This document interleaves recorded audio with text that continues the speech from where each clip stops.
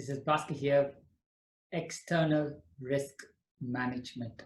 How do you manage your external risk? Before we move on to that, what is a risk management? That is a key topic, and it all begins from identifying risk in your proposals, identifying how you're going to mitigate the risks in your proposal, because every solution, regardless of how great it is, always comes with risk. But how can you demonstrate the maximum value with the least amount of risk is what's going to dictate your ability to win the project. So let's look at some of the best practices of external risk management, and we go step by step from there. Point number one, recognize all aspects of risk.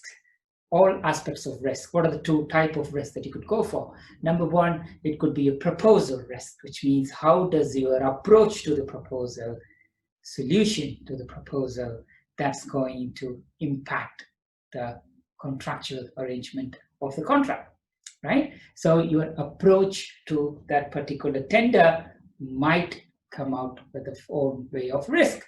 Second one is performance risk. Your ability to perform in the contract might come with some of the risk. So proposal risks and performance risk. Having said that, it's important for you to identify, discuss, and address the risk rather than to skip or to talk that our solution is risk-free, because every solution inherently has risk. So you have to build up a mitigation strategy for the identified risk. Either it could be a proposal risk or it's a performance risk. So once you identify, how are you going to discuss your risks? Number one, you emphasize the strengths of your proposal, right? You then mitigate the risks of whatever the solution offers. So you emphasize the strengths, you mitigate the weakness, then you need to neutralize your competitor's strengths, and finally, you also highlight your competitor's weakness.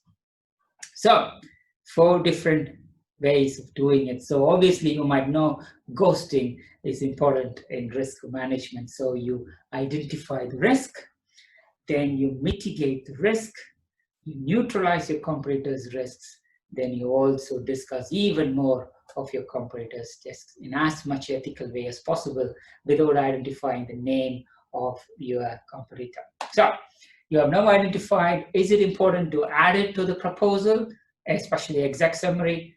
Yes.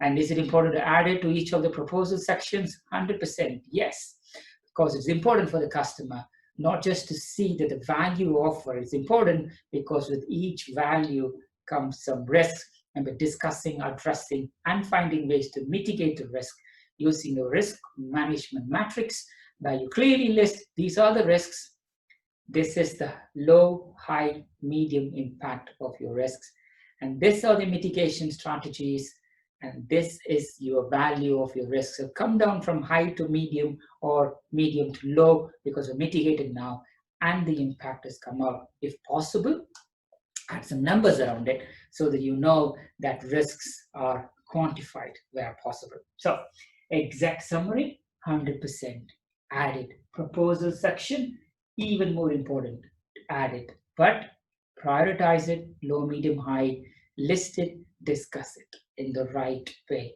So what are the different factors the customers will use to manage your risk portfolio? Number one, they will find evidence. They will find evidence in whether whatever you are saying is actually part of the risk. Secondly, you might need to produce some results. Okay, these are the results, and this is how we have mitigated in the past, and this is why we have scored low for this particular risk. What kind of evidence can you go for that part of your evidence portfolio? Finally, as you already mentioned, lessons learned from the previous document. Evidence, results, lessons learned.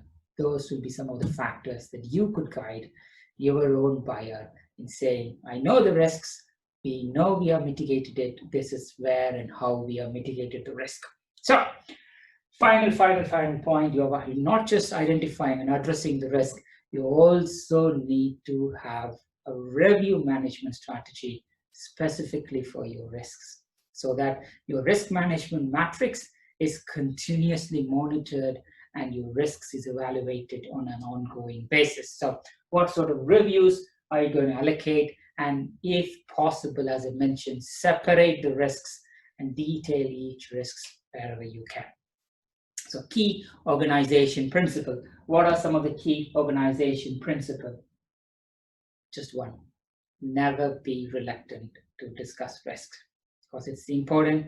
Everybody know risks is inherent, and the more you do less, your competition will be ghosting your solution, ensuring that their solution is better than what you have done if you haven't ghosted your competitors yourself. So what are some of the key pointers? Let's summarize. Number one, risk management is a process of identifying and manage the risks that your solution offers. Okay, external risk management could be part of your proposal risk, or it could be part of the performance risk.